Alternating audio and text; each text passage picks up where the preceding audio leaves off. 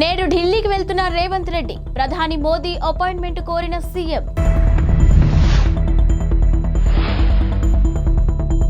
అయోధ్య రామాలయ ప్రారంభోత్సవానికి దూరంగా అద్వానీ, మురళీ మనోహర్ జోషి.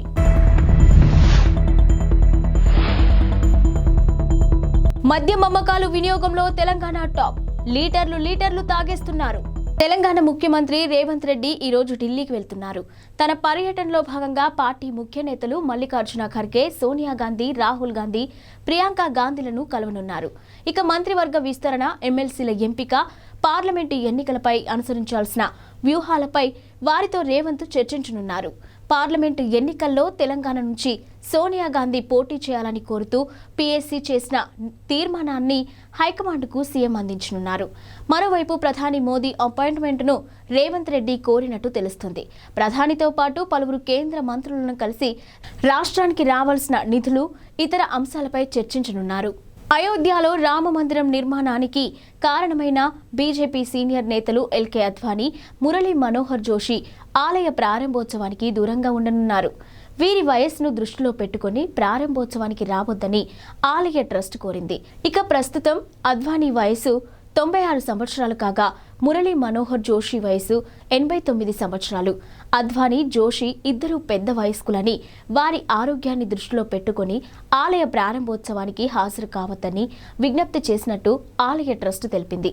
తమ విజ్ఞప్తిని వారు మన్నించారని ట్రస్ట్ ప్రధాన కార్యదర్శి చంపత్ రాయ్ తెలిపారు. ఆలయ ప్రారంభోత్సవానికి మాజీ ప్రధాని దేవేగౌడను ఆహ్వానించేందుకు 3 సభ్యుల బృందాన్ని ఆహ్వానించినట్టు పేర్కొన్నారు. తెలంగాణలో మద్యం అమ్మకాలు వినియోగంపై ఎక్సైజ్ శాఖ అధికారులు ముఖ్యమంత్రి రేవంత్ రెడ్డికి సమర్పించిన నివేదికలో పలు ఆసక్తికర విషయాలు వెల్లడించారు. దక్షిణాదిలోని ఇతర రాష్ట్రాలైన ఏపీ, తమిళనాడు, కేరళకు మించి ఇక్కడ మద్యం వినియోగిస్తున్నట్టు పేర్కొన్నారు. అంటే దక్షిణాదిలోని లిక్కర్ వినియోగంలో తెలంగాణది టాప్ ప్లేస్. ఇక దీనివల్ల ప్రభుత్వానికి ఆదాయం కూడా భారీగానే సమకూరుతుందని తెలిపారు. 2011 జనాభా లెక్కల ప్రకారం తమిళనాడు, కర్ణాటక వంటి రాష్ట్రాల్లో జనాభా ఎక్కువ, మద్యం అమ్మకాలు తక్కువగా ఉండగా తెలంగాణలో మాత్రం జనాభా తక్కువ, మద్యం అమ్మకాలు ఎక్కువగా ఉన్నట్టు తేలింది.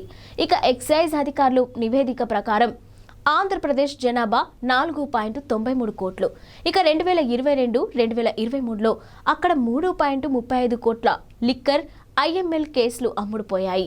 దీనిని బట్టి అక్కడ తలసరి మద్యం వినియోగం 6.4 లీటర్లు, ఇక 1.16 కోట్ల కేసుల బీర్లు అమ్ముడయ్యాయని తెలిపారు. అంటే తలసరి బీర్ల వినియోగం 1.86 లీటర్లు. ఇక తమిళనాడులో తలసరి మద్యం వినియోగం 7.66 లీటర్లు కాగా బీర్ల వినియోగం 3.75 లీటర్లు.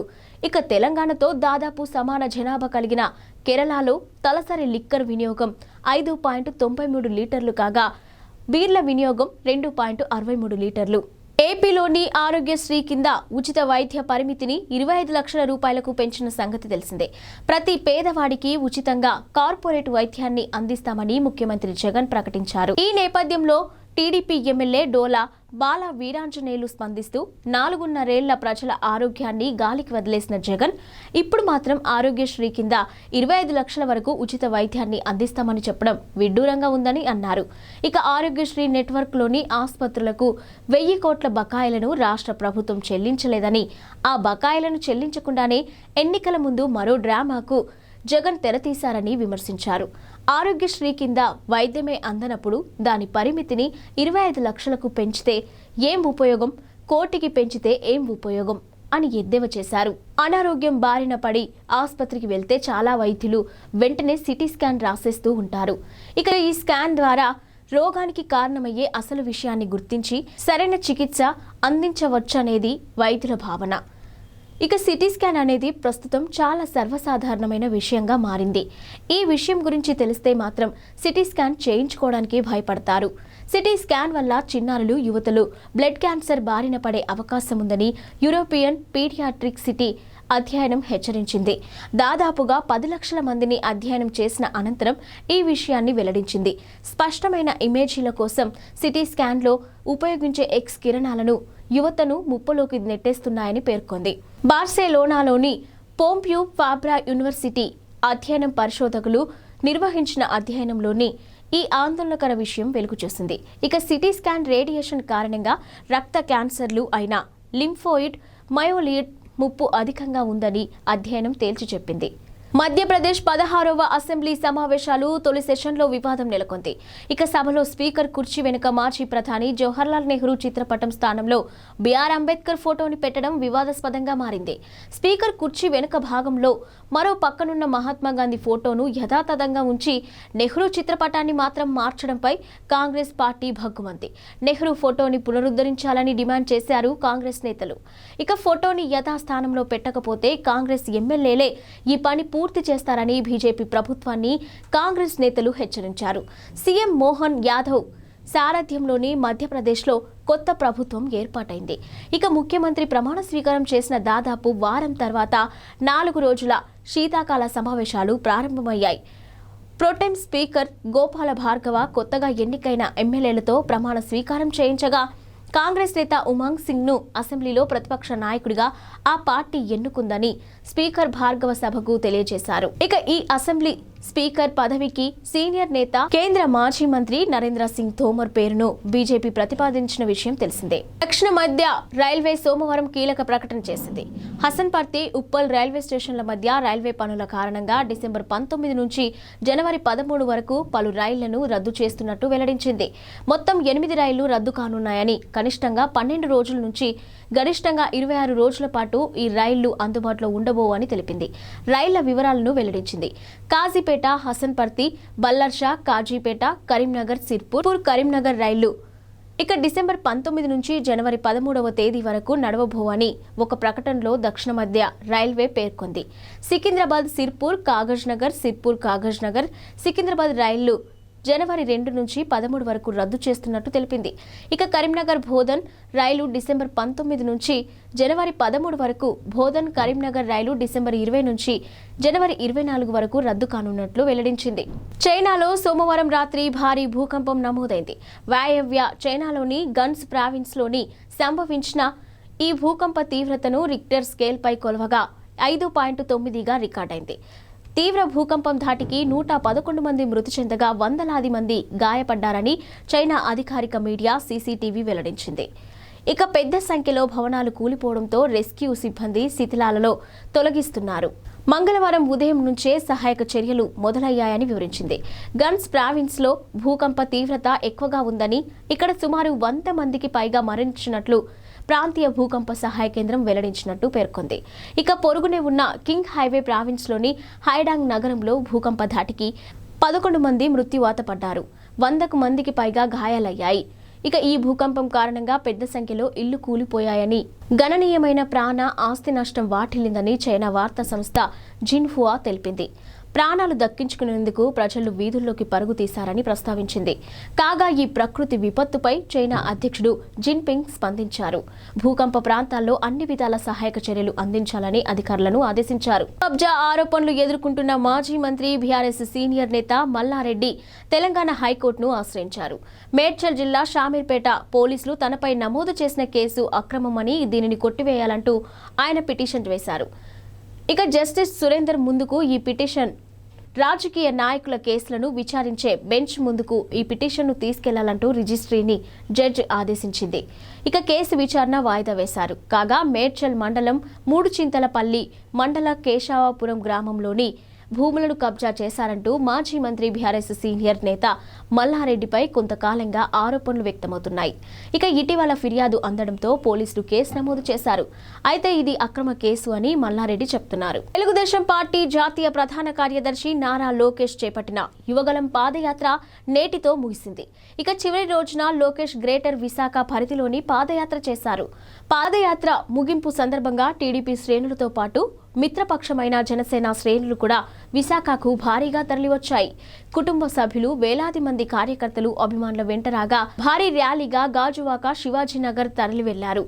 ఇక నారా లోకేష్ అక్కడ పైలాన్ను ఆవిష్కరించారు. గతంలో చంద్రబాబు నాయుడు చేపట్టిన వస్తున్నా మీకోసం పాదయాత్ర ఎక్కడైతే ముగించారో ఈ ఉదయం CWC 1 నుంచి ప్రారంభమైన పాదయాత్ర కార్యకర్తలు, అభిమానుల కోలాహలం నడుమ ఉత్సాహంగా సాగింది. 226వ రోజు పాదయాత్రలో లోకేష్తో కలిసి తల్లి నారా భువనేశ్వరి కూడా అత్త నందమూరి వసుంధరాదేవి ఇతర కుటుంబ సభ్యులు అడుగులు వేశారు. ముగింపు కార్యక్రమంలో తల్లి నారా భువనేశ్వరి, నందమూరి వసుంధరాదేవి, టీడీపీ రాష్ట్ర అధ్యక్షుడు అచ్చెన్నాయుడు, మాజీ అధ్యక్షుడు కిమిడి కళా వెంకట్రావు, ఉభయ గోదావరి జిల్లాల సమన్వయకర్త ప్రత్తిపాటి పుల్లారావు భరత్, మాజీ మంత్రులు కొల్లు రవీంద్ర, అమర్నాథ్ రెడ్డి, టీడీ జనార్దన్, వంగలపూడి అనిత, ఎమ్మెల్యే వెలగపూడి రామకృష్ణ తదితరులు పాల్గొని విజయవంతం చేశారు. హైదరాబాద్ లో భారీగా డ్రగ్స్ ను స్వాధీనం చేసుకున్నారు ఎస్ఆర్ నగర్ పోలీస్ స్టేషన్ పరిధిలోని టీఎస్ న్యాబ్ అధికారులు. ఇక భారీ మొత్తంలో డ్రగ్స్ ను పట్టుకున్నారు. ఓ అపార్ట్మెంట్ లో నిర్వహించిన పుట్టినరోజు వేడుకల సందర్భంగా ఇవి దొరికాయి. గోవా నుంచి డ్రగ్స్ తెప్పించి వీరు పార్టీ చేసుకుంటుండగా సమాచారం అందుకున్న ఎస్ఆర్ నగర్ పోలీసులు, టీఎస్ న్యాబ్ అధికారులు సంయుక్తంగా ఈ అపార్ట్మెంట్ పై దాడి చేశారు. మొత్తం 12 మందిని అదుపులోకి తీసుకున్నారు. 60 డ్రగ్స్ మాత్రలను స్వాధీనం చేసుకున్నారు. పట్టుబడిన వారిలో ఐటీ ఉద్యోగులు, ఇంజనీరింగ్ విద్యార్థులు ఉన్నారని సమాచారం. వీరిని నెల్లూరు వాస్తవులుగా గుర్తించారు. ఇటీవల ఏపీ సీఎం జగన్ రాష్ట్రంలో 11 నియోజకవర్గాలకు ఇన్ఛార్జీలను మార్చిన సంగతి తెలిసిందే. పలువురు మంత్రులు కూడా ఈసారి ఇతర నియోజకవర్గాల నుంచి పోటీ చేయాల్సిన పరిస్థితి ఉందని సీఎం నిర్ణయంతో స్పష్టమైంది. దీనిపై ఏపీ మంత్రి రోజా స్పందించారు. ప్రజల్లో ఉంటూ కష్టపడి పనిచేసిన వారికి సొంత నియోజకవర్గం సీట్లు ఎక్కడికి పోవని, వారి సీట్లు వారికే ఉంటాయని అన్నారు. మంత్రుల విషయానికొస్తే తమ నియోజకవర్గంలోని బలంగా ఉంటారు కాబట్టి ఒకవేళ వారిని ఇతర నియోజకవర్గానికి మార్చినా ఆ 2 నియోజకవర్గాల్లో గెలిపించే బాధ్యత ఆ మంత్రులకు అప్పగించడం అనేది అందరికీ తెలిసిందేనని వివరించారు. ఇక ఎవరికైనా ఈసారి ఎన్నికల్లో సీటు లేదు అంటే అది వారి పొరపాటే అవుతుంది. 4.5 సంవత్సరాలుగా మనకు అవకాశం ఇచ్చారు. ఎమ్మెల్యేలు, ఎమ్మెల్సీలు, ఎంపీలు ప్రజల వద్దకు వెళ్లే గడప గడపకు ప్రభుత్వం కార్యక్రమాన్ని గురించి సీఎం జగన్ చిన్నపిల్లలకు చెప్పినట్టు చెప్పారు. నాకు మిమ్మల్ని ఎవరిని వదులుకోవడం ఇష్టం లేదని, మనమందరం కలిసి ప్రయాణం చేద్దామని చెప్పారు. నా వరకు నేను ప్రజలకు ఇచ్చిన వాగ్దానాలను ఎంత కష్టమైనా నెరవేర్చేందుకు కృషి చేస్తున్నానని పేర్కొంది. ఇక ఎక్కడా ఎవరికి ఇబ్బంది లేకుండా చూసుకుంటున్నానని అన్నారు.